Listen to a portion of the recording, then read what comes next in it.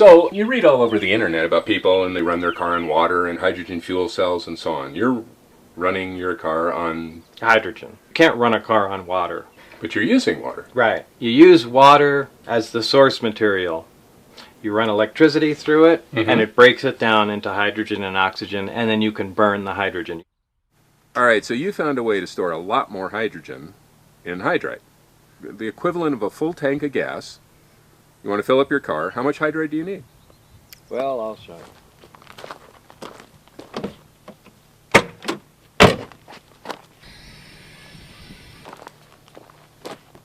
No way.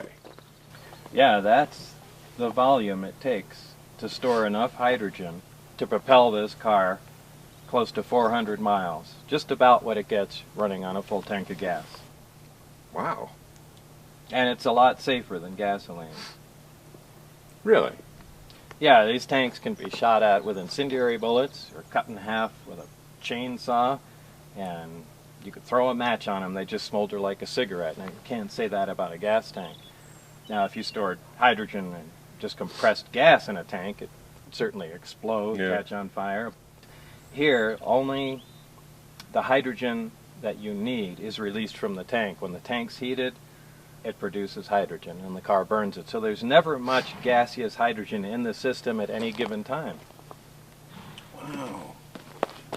So these are the fuel lines? No, what are these? These are the... This provides power to the heater in the tank and also reads back the temperature of the tank. Why is that important? Well, when you apply heat to hydride, it releases hydrogen. So as power is applied to here, it heats the hydride, and then the gas comes out the big hoses on the end. Now you have 4 hoses. Do they all mix into one big hose or something? Yeah. Because you can only get hydrogen out of hydride at a certain rate with a certain temperature. And a single tank, you can't get it out at the volume you need. So you really just split it into 4 smaller units, heat them separately, and it works just fine. Okay. Now behind me, Bob is getting ready to blow something up. Bob is blowing up water. Well, okay, he's not blowing up water because, as he said, to say you're powering your car on water is the same thing as saying if you're running your car on gasoline, you're powering your car on dinosaurs, and we know that's not the case. This is what? This is a Hoffman apparatus. And it's used to? Produce hydrogen and oxygen from water.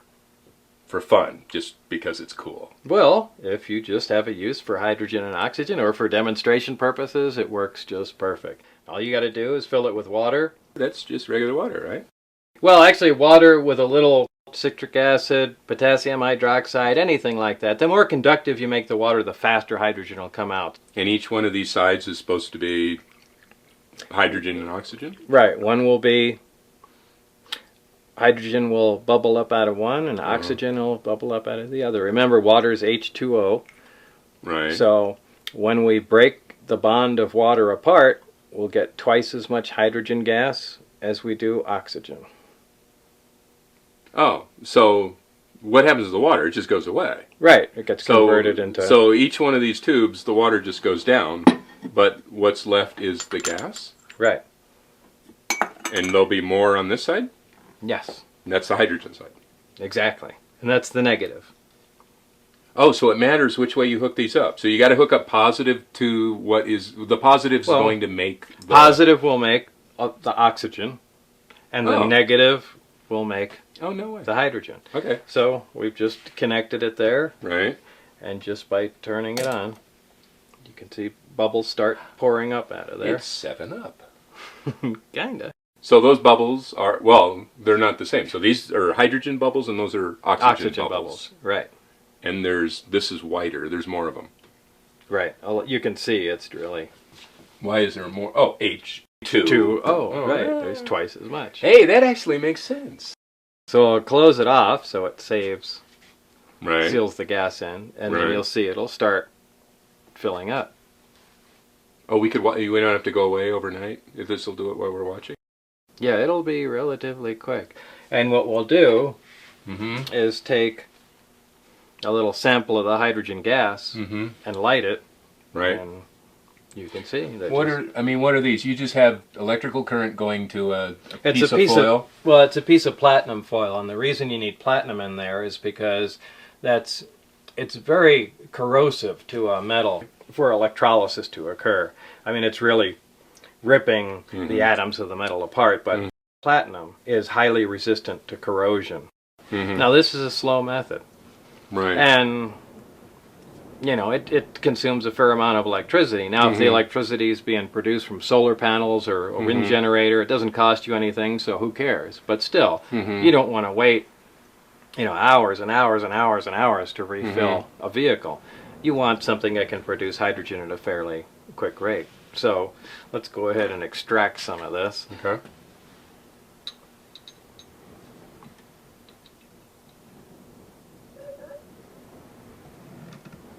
Look at that. Wow. So there's power of hydrogen. You see, just from water, something exploded. So this is the same thing that was inside the lab.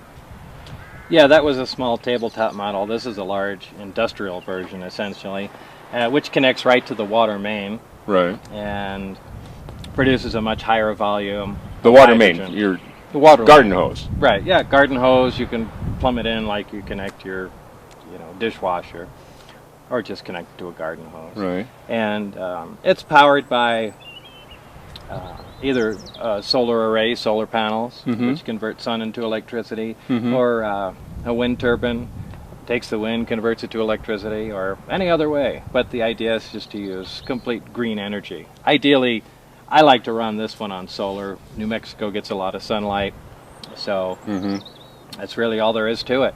You connect it to a water line, plug it into your solar panel, and open the water line. Unit starts producing hydrogen, and when it has a sufficient quantity in there, you let the hydrogen out, and you just leave it plugged into your car overnight. Now, this is the same as those other two tubes, right? Right. Hydrogen and oxygen, or Right. whichever one is. And the oxygen we have no use for, so we just vent off into the air. And the hydrogen... It's very nice of you. I'm sure the Earth would be proud. Well, it could use all the oxygen it can get. So the hydrogen, using the water pressure, is compressed into the hydride tanks. The water pressure, like a syringe, it pushes it right into the tank. Exactly. Well, there's the standard gasoline fill, but also there's a hydrogen in it, which you just click on, leave it on overnight, and as the generator makes hydrogen, it compresses it in there at a nice slow rate, and the tanks become full over a period of about 8 hours or so. There are little points here and there that do have to be addressed. I mean, when it comes right down to it, you don't want fuel tanks inside the vehicle. This is a prototype, so ideally, eventually, you'd want the tanks outside, just like a fuel tank is. The second thing is you're dealing with an unusual gas. Hydrogen not only is lighter than air, but also it burns with an invisible flame and is completely odorless, which is not a good thing. Now, propane is odorless too. They add a, you know, that pretty strong scent to it. And you can't really do that with hydrogen, because if you add any kind of chemical to it, the hydride has a problem storing it. It can poison the hydride and lose its ability to hold hydrogen. So that's something that needs to be addressed. If you have a hydrogen leak and somehow the gas is getting in the car, you'd never know. And it could accumulate in the car. You go to light a cigarette, there could be an explosion in a case like that. So you need things like a hydrogen gas detector, so it'll let you know if there is a hydrogen leak. But I mean, it's still an extremely safe system. Why can't everybody do this? I mean, gas is going on $5 a gallon. Right. It's terrible. The whole country's falling apart. We're killing people all over the world for oil. And this, you're driving a car on this. Right. And you can do it. And you can convert any other car. Yeah, unless, I'm sure there are cars that have some technical problems, but yeah, essentially, any car can be converted. The whole problem to it is the material in the hydride. The hydride itself, one of the main components of it, is classified as a weapon material. and it can only be used in thermonuclear weapons. And because, even though it's not a dangerous Right. material, explosive, or anything by itself, Right. just because it's used within those nuclear weapons Right. that are obviously secret and the components thereof, but because it's used in those, it can't be used for any other civilian purposes. So, you can't even purchase the material, No. which is why we had to make it. You made it. Yeah, we made it. But And- isn't that, don't you need big particle accelerators and Yeah, things? so that was the one loophole. You can make the material, you can't buy it. So Where's the particle? You have a particle accelerator? yeah, so all you have to do is build a particle accelerator, and you can make all the hydride you need.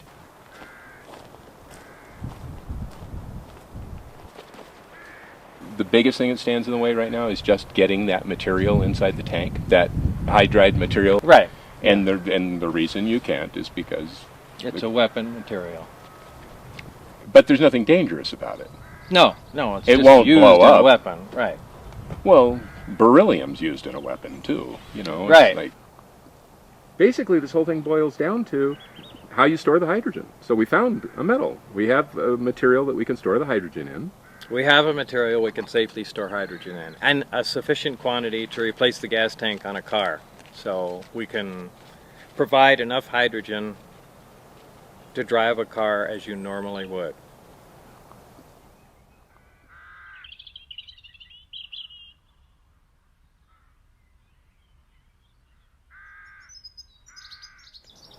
Use green energy to make the hydrogen, either solar or wind power. There's a medium to store it in. That's it.